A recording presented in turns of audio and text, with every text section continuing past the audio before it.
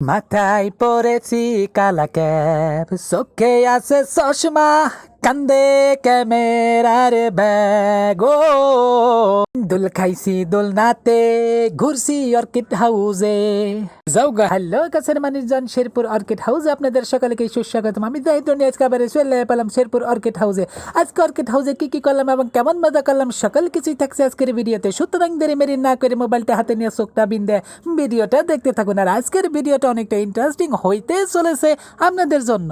মেলা দিন ধরে ভাবতেছিলাম শেরপুর অর্কিড হাউসে ঘুরতে যাবো, তো সময় আর হয়ে ওঠে না। আজকে হঠাৎ করে সময় হইয়া পড়লো, তাই আমি বন্নত করে আয় পড়লাম শেরপুর অর্কিড হাউসে। শেরপুর খড়পার মোড় থেকে মাত্র 5টা অটো ভাড়া দিয়ে চলে পেলাম কান্দাপাড়া মোড়ে। কান্দাপাড়া মোড় থেকে 2 কদম হাঁটলে পরে যাবো এই অর্কিড হাউস। আর অর্কিড হাউসে ঢুকতে হলে আপনার 100 টাকাতে টিকিট কেটে তারপরে ভিতরে ঢুকতে হবে। তো কি আর করে আমি টিকিট কেটে ভিতরে ঢুকলাম। অনেক মজা লাগছে এটা দেখে, আমি অনেক এক্সাইটেড হয়ে গেছি যে এত সুন্দর পরিপাটি সাজানো গুছানো যে একটা জায়গা শেরপুরের ভিতরে আছে, আমি কখনো কল্পনাই করতে পারি নাই। তো ধন্যবাদ রফিকুলকে আমাকে এরকম সুন্দর একটা জায়গার ইনফরমেশন দেওয়ার জন্য। তো চলুন ভিতরে একটু ঢুকে দেখা যাক।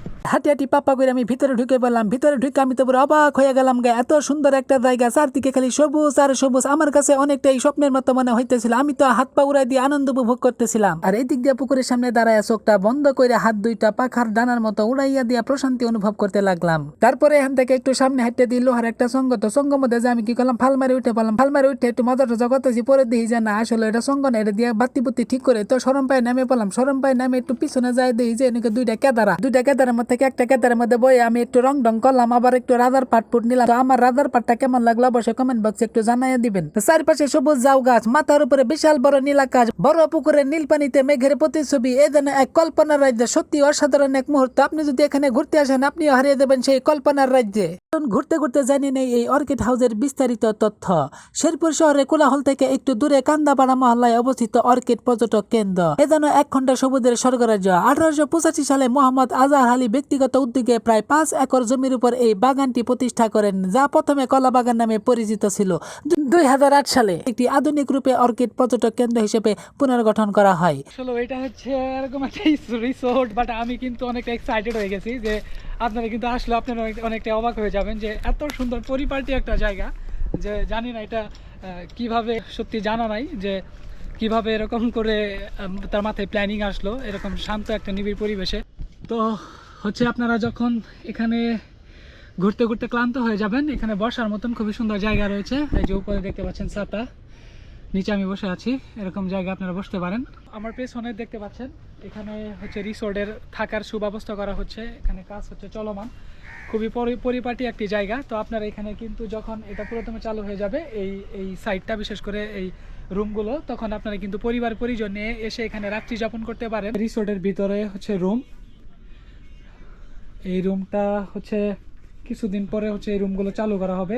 মোটামুটি কম্পার্টমেন্টগুলো খুবই ভালো। এই যে একটা বেড দেখতে পাচ্ছেন, বেড প্লাস হচ্ছে এখানে যে নামাজের ব্যবস্থা রয়েছে। ইভেন হচ্ছে এখানে আপনারা বসতে পারেন, এখানে বসার জন্য জায়গা রয়েছে, এখানে বসে চা খেতে পারেন। এখানে রয়েছে এই যে আয়না রয়েছে। আচ্ছা, মনে হবে যে আপনি একটা জাহাজের ভিতরে আছেন, এরকম একটা পয়েন্ট মানে একটা ফিল পাবেন আর কি, এমন একটা ফিল পাবেন। আমার কাছে খুবই ভালো লাগছে। আপনারা কিন্তু এসে দেখতে পারেন। প্লাস এই যে এখানে একতারা পেয়ে গেলাম, এখানে ওয়াশরুমের ব্যবস্থা রয়েছে, দেখেন খুবই সুন্দর। শাওয়ার রয়েছে, এই যে সামনে একটা গ্লাস পেয়ে যাবেন, এখানে হাত মুখ দিতে পারবেন। তারপরে এখানে ফাস্টফুডের বিভিন্ন ধরনের আইটেম আছে। আপনারা যারা এখানে ঘুরতে আসবেন, আপনারা কিন্তু এখানে বিভিন্ন ধরনের ফাস্টফুড খাবার আপনারা কিন্তু পেয়ে যেতে পারেন। এখানে হচ্ছে লাচ্ছি আছে, তারপরে লুডুস রয়েছে, কোল্ড কফি রয়েছে। কিন্তু খাবারের প্রাইসটা একটু চিপ প্রাইজের ভিতরে পেয়ে যাবেন। আমার কাছে একটু হাই মনে হয়েছে। তো যারা আসবেন তাদের কাছে একটু চিপ প্রাইজের মনে হবে, যেহেতু আমি ইনকাম একটু কম করি। সো সবাই আপনার কিন্তু এই রিসোর্টে চলে আসবেন। আর বিশেষ করে একটা কথা আমি বলতে চাই, এখানে একটা আপুকে আমি ক্যামেরাম্যান হিসেবে তার ক্যামেরাটা ধরাই দিছি। তো থ্যাংক ইউ আপু, আপনাকে অনেক ধন্যবাদ।